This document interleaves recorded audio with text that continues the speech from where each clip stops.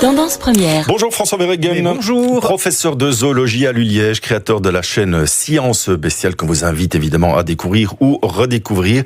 Les animaux sont-ils capables de sourire? C'est une question que Véronique Tiberghien vous avait posée il y a quelques temps. Il y a quelques temps, et je me suis dit, j'ai mis la question dans une petite liste. Vous n'aimez pas rire? Oh, si, beaucoup. Mais c'est vrai que la question est bonne. Est-ce que les animaux rient? Et c'est en fait le rire. On a l'habitude de dire que ce serait le propre de l'espèce humaine. C'est d'ailleurs une idée qu'on retrouve dans les écrits de François Rabelais au XVIe siècle dans son livre Gargantua. On disait déjà ça. Et depuis, on n'arrête pas de l'entendre, de la lire régulièrement. Et moi, ça m'agace parce qu'en fait, la science, elle a prouvé le contraire. Elle a prouvé que le rire, c'est pas du tout réservé à notre espèce. Et Charles Darwin, encore lui, évidemment, au XIXe siècle, il avait déjà flairé le truc. Il avait noté que les grands singes produisaient des sons haletants et répétitifs accompagnés d'expressions faciales qui comparaient au rire humain. Donc pour lui, c'était la preuve que le rire, il a des racines évolutives anciennes, bien antérieures à la séparation entre les lignées humaines et les lignées non humaines. Alors il n'avait pas de preuve, évidemment. Mais par contre, dans les années 1960, des primatologues ont commencé à faire des travaux très sérieux sur la question du rire, et ils ont comparé les expressions faciales de différentes espèces animales. Ils ont pu conclure que le rire est apparu chez les primates il y a environ 18 millions d'années, donc bien avant que notre lignée espèce humaine n'apparaisse. Et en fait, toute une série de mammifères sont aussi capables de rire. Il y a 2 chercheurs américains, ils m'ont beaucoup fait rire, parce qu'ils ont récemment publié la liste de toutes les espèces qui rient. C'est une étude très sérieuse, et donc on a des preuves. Quel boulot formidable. Ah oui, il y a des gens qui sont payés, vous allez voir, il y a des gens qui sont payés pour faire plein de choses incroyables. Donc il y a effectivement dans la liste des espèces, il y en a 65.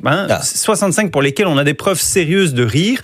Il y a beaucoup de primates, bien sûr, comme les chimpanzés, les gorilles, les bonobos, les orang-outans, des macaques, mais aussi les chiens, les phoques, les dauphins, les éléphants, les rats et même des perroquets et des pies australiennes. Je n'ai jamais vu un chien rire. Ah mais pourtant, il y a tous les symptômes du rire. Donc le rire animal, c'est très répandu.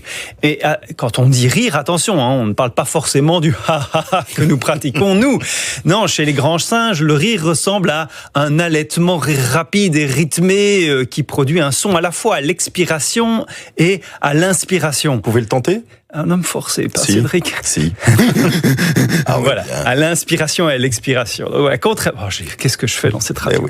Voilà, contrairement à nous qui donc rions uniquement en expirant. Donc, chez les chiens, on a donc identifié un halètement particulier aussi qu'on assimile à du rire. Je ne sais pas limiter. Non. On a démontré que ces halètements, lorsqu'on diffuse des enregistrements de rire de chiens à d'autres chiens, ça provoque chez les autres chiens des réactions de jeu et de bonne humeur. Des fous rires. Voilà, exactement. Oui. Le rire est contagieux aussi chez les chiens donc qui perçoivent ces halètements, s'enthousiasment à l'idée de profiter eux aussi de la source de ce rire.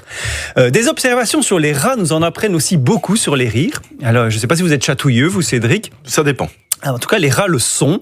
Lorsque des scientifiques les chatouillent, les rats se mettent à rire. Et oui, Cédric, il y a aussi des gens payés pour chatouiller des rats. Maman, je vais devenir scientifique et je vais chatouiller des rats. C'est formidable, l'éthologue. J'arrête pas de le dire depuis que je viens ici.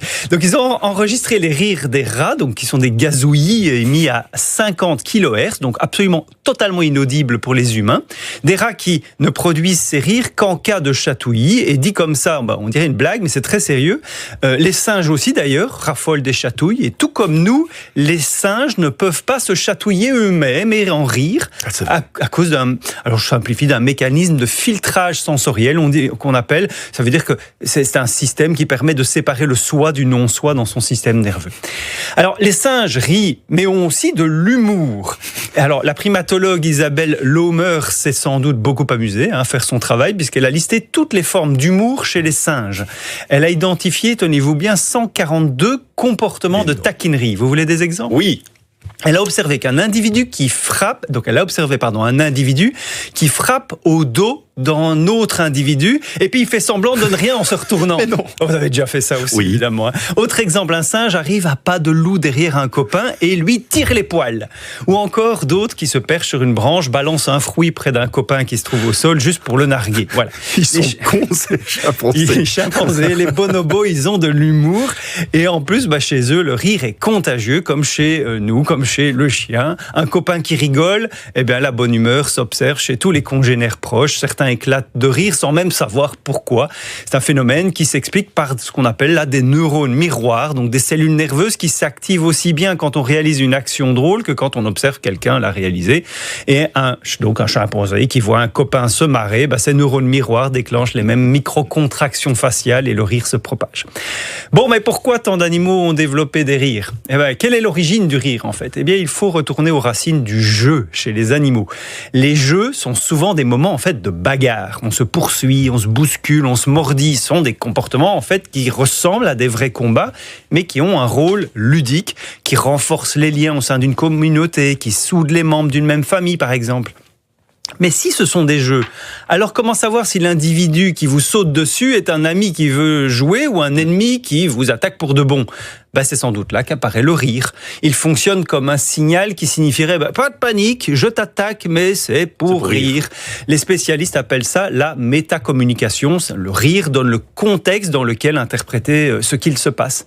La preuve d'anciennes expérimentations, là je vous parle il y a des dizaines d'années, quand on faisait encore des choses assez dures aux animaux de laboratoire, mais donc des anciennes expérimentations sur des rats que l'on avait empêchés de rire, nous montrent que les séances de jeu dégénèrent beaucoup plus vite en vraie bagarre s'ils n'ont pas l'occasion de rire. Et donc, en fait, sans rire, les congénères interprètent leur attitude comme de l'agression et pas comme du jeu.